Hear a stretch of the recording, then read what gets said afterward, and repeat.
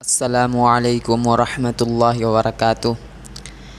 میرے پیارے دوستو، آج ہم لوگ ایک ایسے گناہ کے بارے میں جاننے والے ہیں جو اللہ تعالیٰ کے نظر میں سب سے عظیم گناہ ہے، سب سے بڑا گناہ ہے، اور یہ گناہ آپ کو کل قیامت کے دن تباہی اور بربادی کا ذریعہ بن سکتا ہے۔ یہ گناہ یہ آپ کو ہمیشہ کے لیے یہ گناہ آپ کو جہنم میں رکھوا سکتا ہے۔ یہ کون سا گناہ ہے؟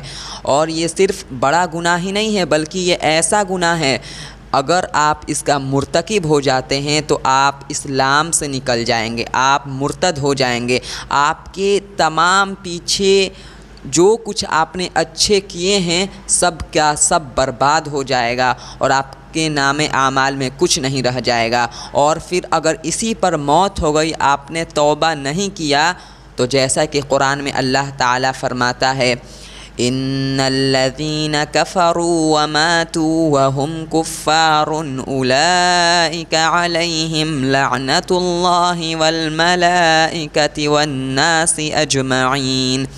یقین رکھو کہ وہ لوگ جنہوں نے کفر کیا اور پھر اسی کفر پر ان کی موت ہوئی، ان لوگوں پر اللہ کی بھی لعنت ہے، فرشتوں کی لعنت ہے، اور تمام لوگوں کی لعنت ہے۔ خالدین فیہا، اور ہمیشہ وہ لوگ اسی لعنت میں رہیں گے۔ لا یخفف عنہم العذاب ولا هم ینظرون، اور قیامت کے دن ان سے عذاب کم نہیں کیا جائے گا، بلکہ اور ان کو عذاب دیا جائے گا، اور ان کے طرف نظر بھی نہیں اٹھایا جائے گا، اتنے یہ بدبخت لوگ ہوں گے۔ اب اللہ فرماتا ہے، الہکم الہ واحد، تمہارا معبود صرف ایک ہے، اسی کی عبادت کرو۔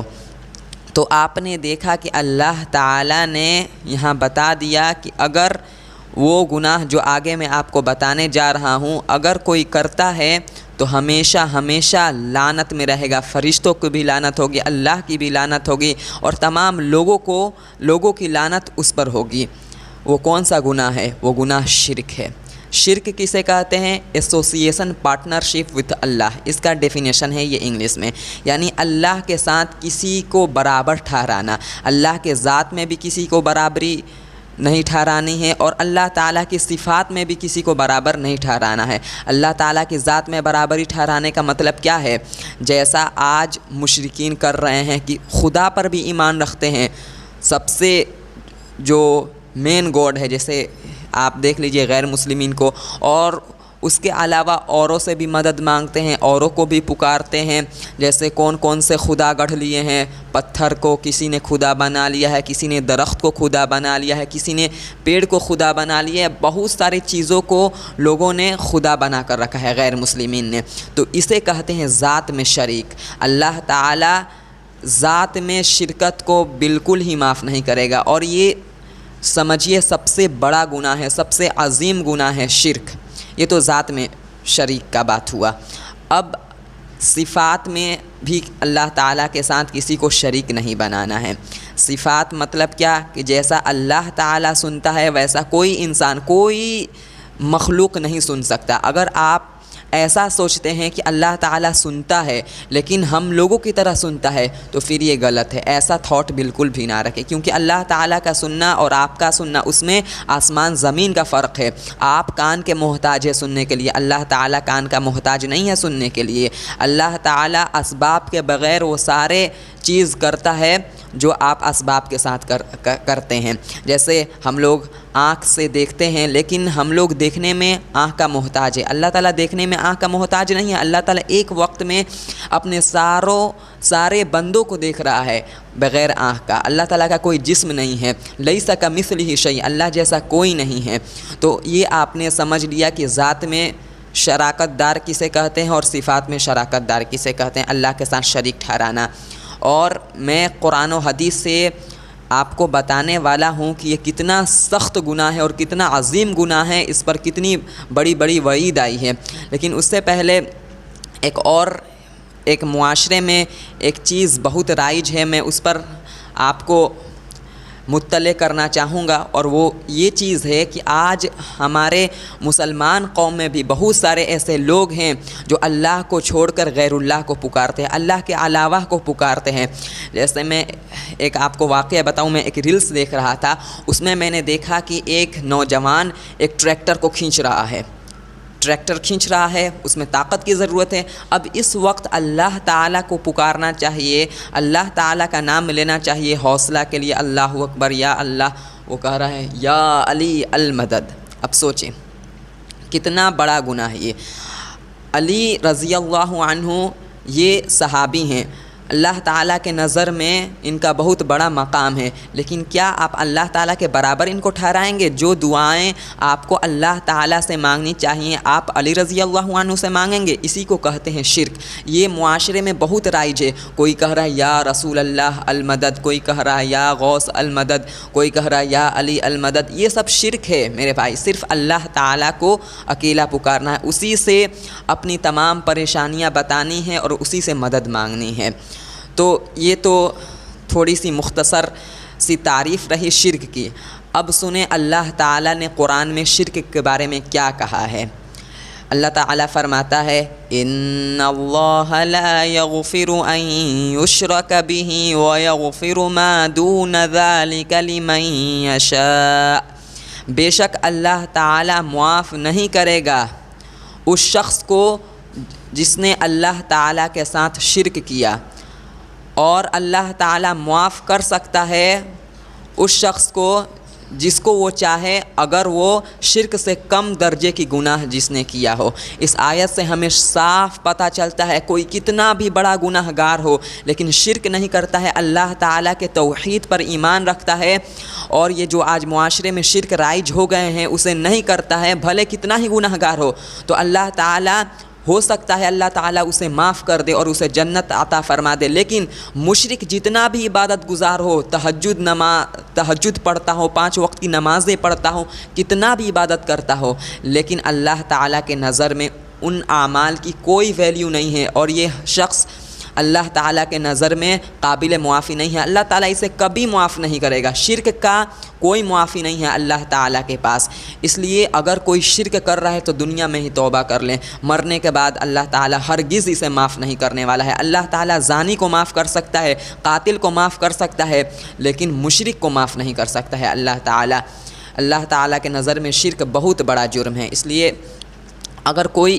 اس کام کو سر انجام دے رہا ہو کہ اللہ کے علاوہ بھی کسی کو پکار رہا ہو، ابھی توبہ کر لیں میرے بھائی، ابھی موت نہیں آئی ہے، موقع ہے ہم لوگوں کے پاس۔ اب اللہ تعالیٰ دوسرے مقام پر قرآن میں ارشاد فرماتا ہے انہ من یشرک باللہ فقد حرم اللہ علیہ الجنہ ومأواہ النار، بے شک وہ لوگ جنہوں نے اللہ کے ساتھ شرک کیا، اللہ تعالیٰ نے ان پر جنت کو حرام کر دیا اور ان کا ٹھکانہ آگ ہے، جہنم ہے۔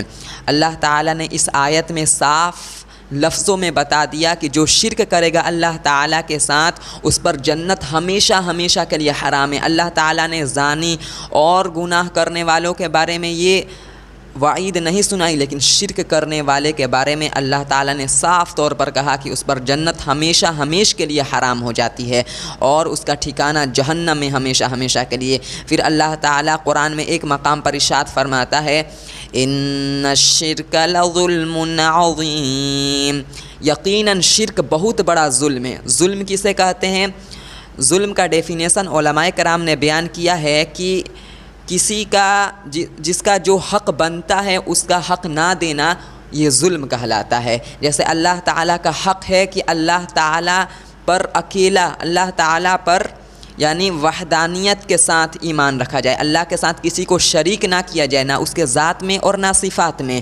لیکن اگر آپ یہ کر رہے ہیں تو آپ بہت بڑے ظالم ہیں، ظلم کرنے والے ہیں، کیونکہ شرک کو اللہ تعالیٰ نے بہت بڑا ظلم کہا ہے۔ تو اس لیے اللہ تعالیٰ پر یہ بہت بڑا ظلم ہے۔ وہ ظلم وہ والے مطلب میں نہیں ہے جسے ہم کہتے ہیں ظلم، یہ ظلم کا مطلب ہے کہ اللہ تعالیٰ کا جو حق دینا چاہیے آپ نے وہ حق اللہ تعالیٰ کو نہیں دیا، اس لیے یہ بہت بڑا ظلم ہے۔ نبی صلی اللہ علیہ وسلم نے حدیث میں کئی مقامات پر شرک کتنا بڑا گناہ ہے اس چیز کو واضح کیا ہے۔ نبی صلی اللہ علیہ وسلم نے ایک حدیث میں ارشاد فرمایا ہے، الکبائر الاشراک باللہ وعقوق الوالدین وقتل النفس والیمین الغموس۔ پوائنٹ ٹو بی فوکسڈ یہ ہے کہ نبی صلی اللہ علیہ وسلم نے ارشاد فرمایا کہ کبیرہ میں کبیرہ گناہ یعنی اکبر الکبائر، سب سے بڑا کبیرہ گناہ اللہ کے ساتھ شرک کرنا ہے۔ اب آپ اسی حدیث سے اندازہ لگا لیں کہ کبیرہ میں کبیرہ گناہوں کو بتایا جا رہا ہے، اور سب سے پہلے کس چیز کا تذکرہ کیا؟ شرک کا۔ شرک کتنی عظیم گناہ ہے، اس لیے اس سے اجتناب کریں۔ پھر نبی صلی اللہ علیہ وسلم نے دوسری احادیث میں اس چیز کو واضح کیا ہے، وَلَا تُشْرِكْ بِاللَّهِ شَيْئًا وَإِن قُطِّعْتَ وَحُرِّقْتَ او کما قال صلی اللہ علیہ وسلم، کہ تم اللہ کے ساتھ ہرگز کسی چیز کو شریک نہ ٹھہرانا، اگرچہ تمہیں جلا ہی کیوں نہ دیا جائے یا پھر تمہیں ٹکڑے ٹکڑے ہی کیوں نہ کر دیا جائے۔ اب سوچے، شرک اتنا عظیم گناہ ہے، اتنا بڑا گناہ ہے کہ نبی صلی اللہ علیہ وسلم نے ٹکڑے ٹکڑے ہو جانے کی تو ترغیب دی ہے، آگ میں جل جانے کی تو ترغیب دی ہے، لیکن اللہ کے ساتھ شرک کرنے کی ترغیب نہیں دی ہے۔ اب اسی سے آپ اندازہ لگا لیں کہ وہ لوگ جو اللہ کے ساتھ کسی چیز کو شریک ٹھہرا رہے ہیں، کتنا ناپسندیدہ لوگ ہیں وہ اللہ تعالیٰ کی نظر میں، اور کتنے قابل ملامت ہونے والے ہیں، کل قیامت کے دن رسوا اور ذلیل ہوں گے، اور ہمیشہ ہمیش کے لیے ان کے لیے جہنم ہے۔ اس لیے شرک بہت عظیم گناہ ہے۔ اللہ تعالیٰ ہمیں بھی اور آپ سب کو اللہ تعالیٰ اس عظیم گناہ سے موت تک بچا کر رکھے، اور موت ایمان کے ساتھ عطا فرمائے۔